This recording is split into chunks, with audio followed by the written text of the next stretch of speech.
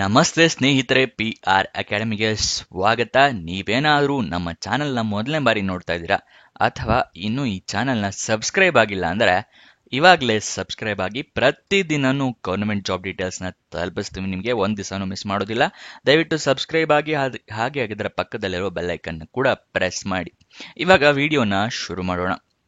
BHEL ಅಂತ ಹೇಳಿದ್ರೆ Bharat heavy electricals ಲಿಮಿಟೆಡ್ನವರು ಹುದ್ದೆಗಳಿಗೆ ಅರ್ಜಿಯನ್ನ ಕರೆದಿದ್ದಾರೆ. 515 ಹುದ್ದೆ ಖಾಲಿ ಇದೆ. ಉದ್ಯೋಗ ಸ್ಥಳ ಕರ್ನಾಟಕ, ತಮಿಳುನಾಡು, ಮಧ್ಯಪ್ರದೇಶ್, ಉತ್ತರ ಪ್ರದೇಶ್.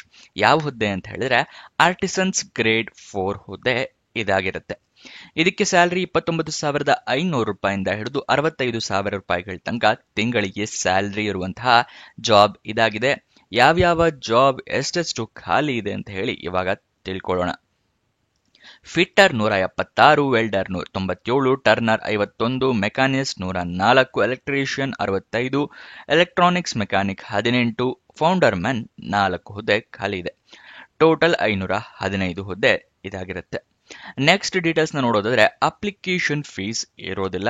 ಉಚಿತವಾಗಿ ನೀವು ಅರ್ಜಿಯನ್ನ ಹಾಕೊಂಡು ಈ ಜಾಬ್ ನ ನಿಮ್ದಾಗಿಸ್ಕೊಳ್ಬಹುದು.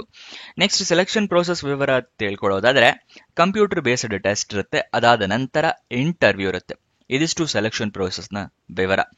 ನೆಕ್ಸ್ಟ್ ಅರ್ಜಿಯನ್ನ ಹೇಗೆ ಹಾಕೊಳ್ಳೋದು ಅನ್ನೋದನ್ನ ತಿಳಿಸ್ಕೊಡ್ತಾ ಇದ್ದೀನಿ, ಅದನ್ನ ನೋಡ್ಕೊಳ್ಳಿ. ಅರ್ಜಿಯನ್ನ ನೀವು ಆನ್ಲೈನ್ ಮುಖಾಂತರ ಹಾಕೋಬೇಕಾಗತ್ತೆ. ಆನ್ಲೈನ್ ಹಾಕೊಳ್ಳೋಕ್ಕೂ ಮುಂಚೆ ನೋಟಿಫಿಕೇಶನ್ ಒಂದ್ಸಲ ಓದ್ಕೊಳ್ಳಿ.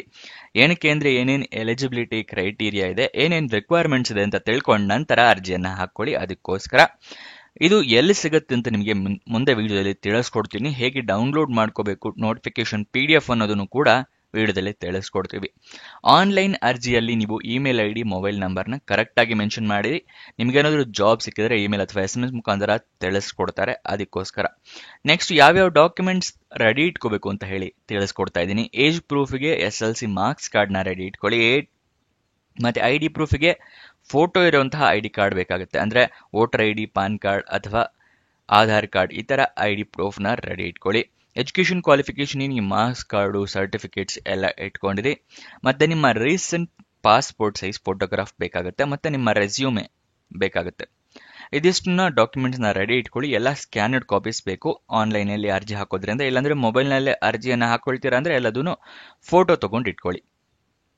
ನೆಕ್ಸ್ಟ್ ಎಲ್ಲ ಡಾಕ್ಯುಮೆಂಟ್ಸ್ ಅಪ್ಲೋಡ್ ಮಾಡಿದ ಮೇಲೆ ಎಲ್ಲ ಡೀಟೇಲ್ಸ್ ಕರೆಕ್ಟ್ ಇದೆಯಾ ಅಂತ ಚೆಕ್ ಮಾಡಿ ಆದ್ಮೇಲೆ ಸಬ್ಮಿಟ್ ಬಟನ್ ನ ಕ್ಲಿಕ್ ಮಾಡಿ. ತಪ್ಪಾಗಿದ್ರೆ ಏನಾದ್ರು ತಿದ್ದುಪಡಿ ಆದ್ಮೇಲೆ ಸಬ್ಮಿಟ್ ಬಟನ್ ಕ್ಲಿಕ್ ಮಾಡಿ. ಅದಕ್ಕಿಂತ ಮುಂಚೆ ಮಾಡೋದಕ್ಕೆ ಹೋಗಬೇಡಿ. ಸಬ್ಮಿಟ್ ಬಟನ್ ನ ಕ್ಲಿಕ್ ಮಾಡಿದ ಮೇಲೆ ಅಪ್ಲಿಕೇಶನ್ ಅಥವಾ ರೆಫರೆನ್ಸ್ ನಂಬರ್ ಏನಾದ್ರು ಬಂದ್ರೆ ಅದನ್ನ ಬರೆದು ಇಟ್ಕೊಳ್ಳಿ ಅಥವಾ ಸ್ಕ್ರೀನ್ ಶಾಟ್ ತಗೊಂಡಿಟ್ಕೊಳ್ಳಿ. ನಿಮಗೆ ಫ್ಯೂಚರ್ ರೆಫರೆನ್ಸ್ಗೆ ಬೇಕಾಗುತ್ತೆ.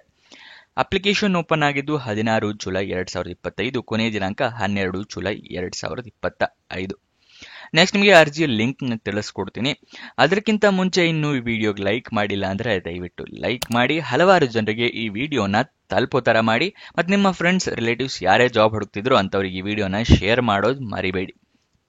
ಇದು ಯಾವ ವೆಬ್ಸೈಟ್ ನಲ್ಲಿ ಜಾಬ್ ಡೀಟೇಲ್ಸ್ ತಿಳಿಸ್ಕೊಡ್ತಾ ಇದೀವಿ ಅಂತ ನೋಡ್ತಾ ಇದ್ರೆ ನಮ್ಮದೇ ವೆಬ್ಸೈಟ್ ಕಂಡ್ರಿ, PRGovernmentJobs.com ಅಂತ ಹೇಳಿ. ಅಂದ್ರೆ PRGOVTJOBS.com ಅಂತ ಹೇಳಿ ನಿಮಗೆ ಹೊಸ ವೆಬ್ಸೈಟ್ ನ ಕ್ರಿಯೇಟ್ ಮಾಡಿದೀವಿ. ಇದರ ಲಿಂಕ್ ಡಿಸ್ಕ್ರಿಪ್ಷನ್ ಮತ್ತೆ ಕಮೆಂಟ್ ಬಾಕ್ಸ್ ನಲ್ಲಿ ಕೊಟ್ಟಿದ್ವಿ. ಏನಕ್ಕೆ ವೆಬ್ಸೈಟ್ ಕ್ರಿಯೇಟ್ ಮಾಡಿದೀವಿ ಅಂದ್ರೆ ಯೂಟ್ಯೂಬ್ ನಲ್ಲಿ 2 ರಿಂದ 3 ಜಾಬ್ ಡೀಟೇಲ್ಸ್ ತಿಳಿಸ್ಕೊಡ್ಬೋದು ಪ್ರತಿ ದಿನಕ್ಕೆ. ಆದ್ರೆ ವೆಬ್ಸೈಟ್ ಕ್ರಿಯೇಟ್ ಮಾಡಿದ್ರೆ ಪ್ರತಿ ದಿನಕ್ಕೆ ಹಲವಾರು ಜಾಬ್ ಡೀಟೇಲ್ಸ್ ನ ತಿಳಿಸ್ಕೊಡ್ಬೋದು ಅಂತ ಹೇಳಿ ಕ್ರಿಯೇಟ್ ಮಾಡಿದ್ವಿ. ಇದನ್ನ ಸದುಪಯೋಗ ಪಡಿಸ್ಕೊಳ್ಳಿ. ಅದ್ರ ಕಮೆಂಟ್ ಬಾಕ್ಸ್ ಅಥವಾ ಡಿಸ್ಕ್ರಿಪ್ಷನ್ ಇಂದ ಕ್ಲಿಕ್ ಮಾಡಿದ್ರೆ ಈ ರೀತಿ ಒಂದು ಪೇಜ್ ಓಪನ್ ಆಗುತ್ತೆ ನಮ್ಮ ವೆಬ್ಸೈಟ್. ಇಲ್ಲಿ ಕರ್ನಾಟಕ ಗೌರ್ಮೆಂಟ್ ಜಾಬ್ಸ್, ಇಲ್ಲಿ central government 10th pass, 12th pass, degree jobs, ಈ ತರ ಹಲವಾರು ಕೆಟಗರಿಯ ಜಾಬ್ಸ್ ಇದೆ. ನಿಮ್ಮ ಎಜುಕೇಶನ್ ಕ್ವಾಲಿಫಿಕೇಶನ್ಗೆ ಯಾವ್ದು ಸೂಟ್ ಆಗುತ್ತೆ ನೋಡಿ ಅದನ್ನ ಕ್ಲಿಕ್ ಮಾಡ್ಕೊಳ್ಳಿ. ಸ್ಕ್ರೋಲ್ ಡೌನ್ ಮಾಡಿದ್ರೆ ಕನ್ನಡದಲ್ಲಿ ಕೂಡ ಬಟನ್ಸ್ ಗಳನ್ನ ಕೊಟ್ಟಿದೀವಿ. ಕನ್ನಡ, ಇಂಗ್ಲಿಷ್ ಯಾವ್ದ್ರಲ್ಲಿ ಬೇಕಾದ್ರೂ ಕ್ಲಿಕ್ ಮಾಡಬಹುದು. ಸ್ಕ್ರೋಲ್ ಡೌನ್ ಮಾಡಿದ್ರೆ ಇಲ್ಲಿ Karnataka government jobs, central government 10th pass jobs ನ ಲಿಸ್ಟ್ ಗಳನ್ನ ಕೊಟ್ಟಿದೀವಿ. ಇಲ್ಲಿ ಎಲ್ಲ ಲಿಸ್ಟ್ ನ ನೋಡ್ಕೋಬಹುದು. ಇಲ್ಲಿ ಸ್ಕ್ರೋಲ್ ಡೌನ್ ಮಾಡ್ಕೊಂಡು ನೋಡ್ಕೋಬಹುದು. ಮೊಬೈಲ್ ನಲ್ಲಿ ಆಗಿದ್ರು ಅಷ್ಟೇ ಇದನ್ನ ಸ್ಕ್ರೋಲ್ ಡೌನ್ ಮಾಡಿದ್ರೆ ನಿಮಗೆ ಡೀಟೇಲ್ಸ್ ಸಿಗುತ್ತೆ. ಕೆಳಗಡೆ ಮೋರ್ ಜಾಬ್ಸ್ ಅಂತಿದೆಯಲ್ಲ, ಇದನ್ನ ಕ್ಲಿಕ್ ಮಾಡಿದ್ರೆ ಇನ್ನು ಹಲವಾರು ಜಾಬ್ಸ್ ಓಪನ್ ಆಗುತ್ತೆ. ಕರ್ನಾಟಕ ಗೌರ್ಮೆಂಟ್ ಇಂದು, ಸೆಂಟ್ರಲ್ ಗೌರ್ಮೆಂಟ್ ಮತ್ತೆ 10th ಪಾಸ್ ಜಾಬ್ಸ್ ಇಂದು ಹಲವಾರು ಜಾಬ್ಸ್ ಡೀಟೇಲ್ಸ್ ಓಪನ್ ಆಗುತ್ತೆ. ಅದನ್ನ ಪಡ್ಕೊಳ್ಳಿ ಯಾವ ಜಾಬ್ ಡೀಟೇಲ್ಸ್ ಬೇಕು ಅಂತ.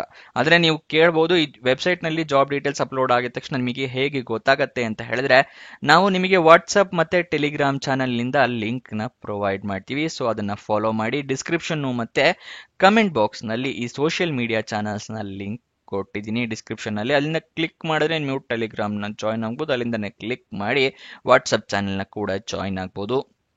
ಪ್ರತಿದಿನ ಜಾಬ್ ಡೀಟೇಲ್ಸ್ ಅಪ್ಲೋಡ್ ಆಗಿದ ತಕ್ಷಣ ಈ ಜಾಬ್ ಡೀಟೇಲ್ಸ್ ಅಪ್ಲೋಡ್ ಆಗಿದೆ, ಇದರ ಲಿಂಕ್ ಅಂತ ಹೇಳಿ ನಿಮಗೆ ಪ್ರೊವೈಡ್ ಮಾಡ್ತೀವಿ. ಮತ್ತೆ ಕೊನೆ ದಿನಾಂಕ ಹತ್ತಿರ ಬರ್ತಿದ್ದಾಗೆ ಈ ಜಾಬ್ಸ್ ಕೊನೆಗೊಳ್ತಾ ಇದೆ ಅಂತ ಹೇಳಿ ಅದರ ಲಿಂಕ್ ಕೊಡ್ತೀವಿ. ನೀವು ಆದಷ್ಟು ಬೇಗ ಅರ್ಜಿಯನ್ನು ಹಾಕೊಳ್ಳೋಕ್ಕೆ ಹೆಲ್ಪ್ ಆಗುತ್ತೆ. ವಾಟ್ಸಪ್ ಮತ್ತು ಟೆಲಿಗ್ರಾಮ್ನ ಜಾಯ್ನ್ ಆಗೋದು ಮರಿಬೇಡಿ.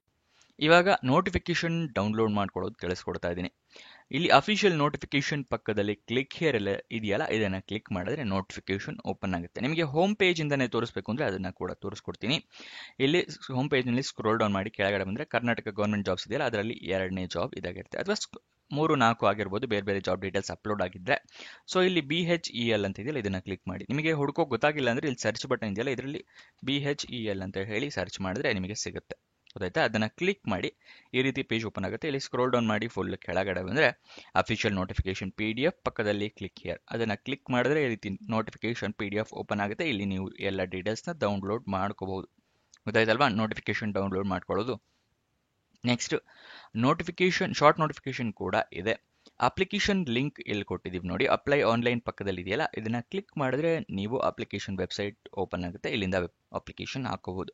ಮುಂಚೆನೇ ರಿಜಿಸ್ಟರ್ ಆಗಿದ್ರೆ ಆಲ್ರೆಡಿ ರಿಜಿಸ್ಟರ್ ಟು ಲಾಗಿನ್ ಅಂತಿದೆಯಲ್ಲ, ಇದನ್ನ ಕ್ಲಿಕ್ ಮಾಡಿ. ರಿಜಿಸ್ಟರ್ ಆಗಿಲ್ಲ ಅಂತ ಹೇಳಿದ್ರೆ ಟು ರಿಜಿಸ್ಟರ್ ಅಂತ ಇದೆಯಲ್ಲ, ಇದನ್ನ ಕ್ಲಿಕ್ ಮಾಡಿ ರಿಜಿಸ್ಟ್ರೇಷನ್ ಆಗಿ ಆಮೇಲೆ ನೀವು ಅಪ್ಲಿಕೇಶನ್ಗೆ ಹೋಗ್ಬೋದು.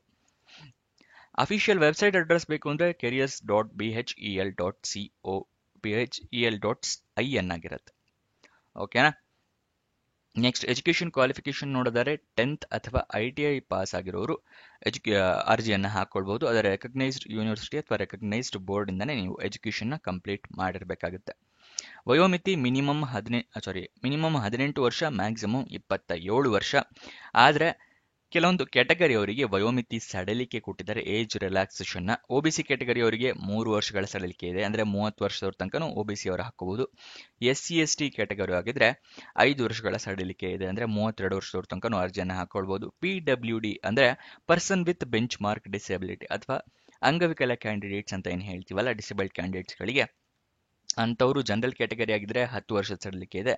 ಅಂಗವಿಕಲ ಕ್ಯಾಂಡಿಡೇಟ್ಸ್ OBC ಕ್ಯಾಟಗರಿ ಆಗಿದ್ರೆ 13 ವರ್ಷಗಳ ಸಡಿಲಿಕೆ ಇದೆ. ಅಂಗವಿಕಲ ಕ್ಯಾಂಡಿಡೇಟ್ಸ್ SC ST ಕ್ಯಾಟಗರಿ ಆಗಿದ್ರೆ 15 ವರ್ಷಗಳ ಸಡಿಲಿಕೆ ಕೊಟ್ಟಿದ್ದಾರೆ. ಗೊತ್ತಾಯ್ತಲ್ವಾ?